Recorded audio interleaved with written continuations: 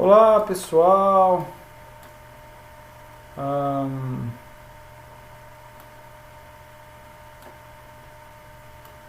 tudo bem com vocês?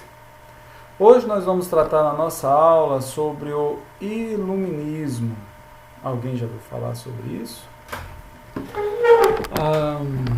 O iluminismo. Deixa eu só arrumar aqui, pessoal, para não ficar muito na frente, né? Pronto. Então, olha só, o iluminismo, como a própria palavra revela, ela vem para iluminar, para clarear aquilo que estava escuro, que era trevas.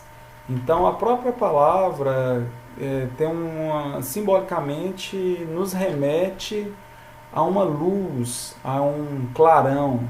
Porque quando você está na luz, você pode enxergar as coisas melhores, não é assim? Quando você está na escuridão, você não consegue enxergar as coisas de uma forma coerente, de uma forma boa. Então, o iluminismo foi isso. Então, foi uma corrente filosófica que nasceu na Europa, no século XVII, no século XVIII, 1600, 1700, né, que tinha como principal característica uma grande fé na ciência. Então eles não queriam mais que as explicações sobre o mundo, sobre como funcionavam as coisas, fosse dada pelo mito, pelas explicações religiosas, mas sim pelo uso da ciência, da razão, do estudo. Então, olha só, para começar, nós vamos ver uma frase aqui de um filósofo muito conhecido desse período, que é: nunca devemos admitir senão aquilo que é a razão.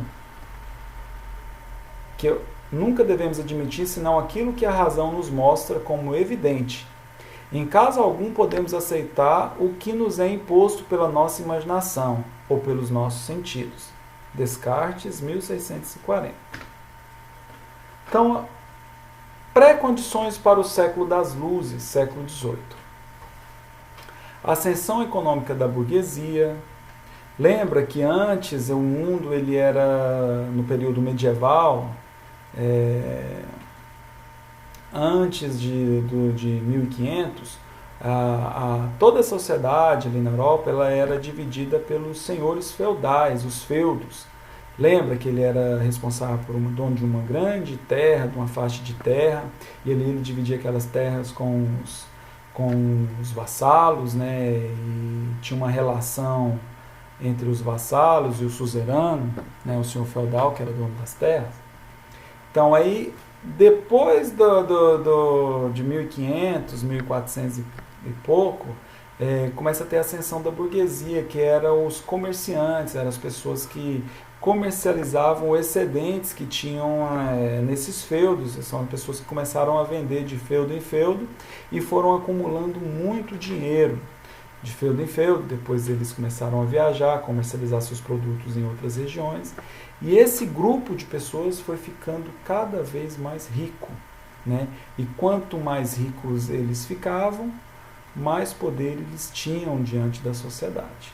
Mas isso levou um tempo para acontecer. Então tem a ascensão econômica da burguesia, temos a revolução científica com Galileu, Galilei, Descartes, Newton. Newton é aquele que descobriu a gravidade, lembra aquela historinha que está deitado debaixo de uma árvore, no pé de maçã, e a maçã caiu na cabeça dele. E dali ele começou a elaborar a teoria sobre a gravidade, né? Que o que nos mantém na Terra é a gravidade. E crise do antigo regime. Nós vamos ver mais para frente o que é, tá bom? Então, iluminar, né? Combater a ignorância, as superstições, ser guiado sempre pela razão. Atrelado à classe burguesa que lutava contra a intervenção do Estado na economia.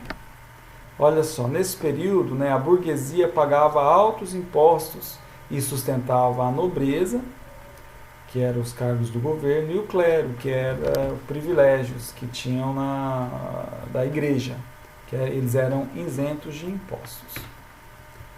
Então, John Locke, 1632 a 1704, ele combatia o absolutismo, que era aquele poder exacerbado que tinha nas mãos dos reis. O rei tinha uma concentração de poder muito grande. O Estado, para ele, tinha a função de zelar e defender os direitos naturais do cidadão, senão o povo poderia destituí-lo. Então, numa obra que ele escreveu, todos os homens, ao nascer, tinham direitos naturais, direito à vida, à liberdade, à propriedade privada. Para garantir esses direitos naturais, os homens haviam criado governos. Se esses governos, contudo, não respeitassem a vida, a liberdade e a propriedade, o povo tinha o direito de se revoltar contra eles. Montesquieu, só o poder limita o poder. Ele escreveu O Espírito das Leis e Cartas Persas. Então, esse Montesquieu é que teve a ideia de repartir o poder em 3 poderes, que é o que até hoje existe. Hoje não tem o poder executivo, que na nossa cidade está na mão dos prefeitos, em relação ao Estado está na mão do governador, e em relação ao Brasil está na mão do presidente, que no nosso caso é o Jair Bolsonaro. Então, o poder executivo, o poder legislativo, na cidade é a Câmara dos Vereadores, no Estado é a Câmara dos Deputados, e no governo federal é a Câmara dos Deputados. Então, esse é o poder legislativo, ele é responsável por criar as leis, as leis. E nós temos o outro poder, que é o judiciário. Na nossa cidade, ele é representado pela comarca, o Ministério Público. No Estado também tem os promotores, E no âmbito federal nós temos o Supremo Tribunal Federal. Então o poder ele é dividido em executivo, legislativo e judiciário, tá? Então cada um desses poderes eles são independentes, mas ao mesmo tempo são interligados.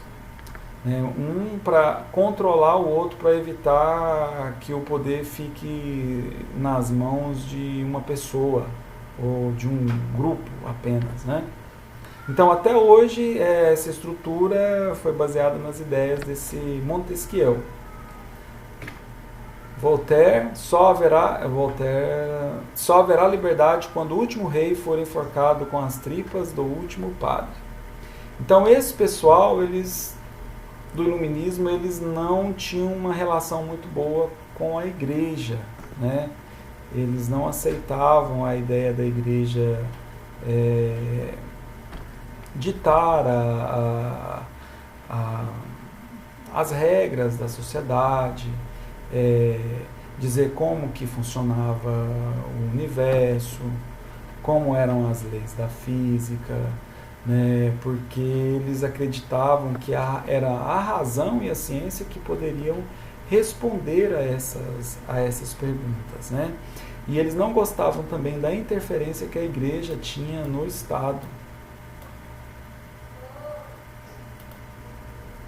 Então os iluministas não tinham uma relação muito boa com a igreja. Então tem uma frase muito conhecida dele que é: posso não concordar com nenhuma das vossas palavras, mas defenderei até a morte o vosso direito de enunciá-las. Suas obras O Dicionário Filosófico e Cartas Inglesas. Jean-Jacques Rousseau, ele acreditava que o homem nasce bom e a sociedade o corrompe, Tem um livro dele que chama O Contrato Social. Então, para ele, o povo, a soberania das decisões, política era através do voto, os homens deveriam ser livres e iguais. Por que ele acha que a política era através do voto? Porque nessa época, que é o Velho Regime, é o período dos reis. Então, quando tem reis, não existe votação. O poder ele é hereditário, ele passa do pai, que é o rei, para o filho, que é príncipe. Quando o pai rei morre, o príncipe se torna rei. Então, eles não concordavam com esse tipo de sistema. Eles acreditavam que o voto, o poder sendo do povo, era a melhor forma de se conduzir a humanidade.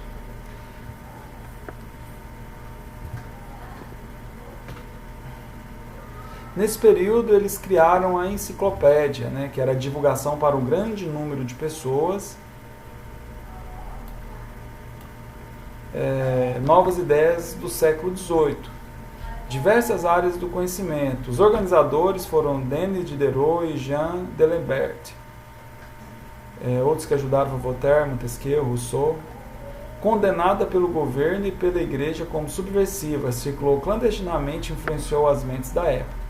Então eles juntaram todo o conhecimento que se tinha até então da humanidade e colocava-se nessas grandes enciclopédias, né? E essas ideias rodavam, né, nas mãos da burguesia, das pessoas que tinham mais condições de ter acesso. E nem todo mundo tinha condições de ter acesso, né? Mesmo porque muitas pessoas não sabiam nem sequer ler, né, nesse período. Então tem o Adam Smith, que vai falar sobre o capitalismo, sobre a economia, né, sobre o mercado, vendas, trocas, enfim. Ideias gerais. Defendiam a liberdade de mercado, a propriedade privada e o individualismo econômico. Liberdade de mercado é os comerciantes poderem comercializar com pessoas que eles quiserem, com qualquer nação, em qualquer lugar. Propriedade privada é a sua casa, a fazenda do seu pai. Então a propriedade privada é aquilo que você compra e aquela propriedade fica no seu nome, isso é uma propriedade privada. Né? E o individualismo econômico. Então existiam leis naturais que guiaram o funcionamento da economia.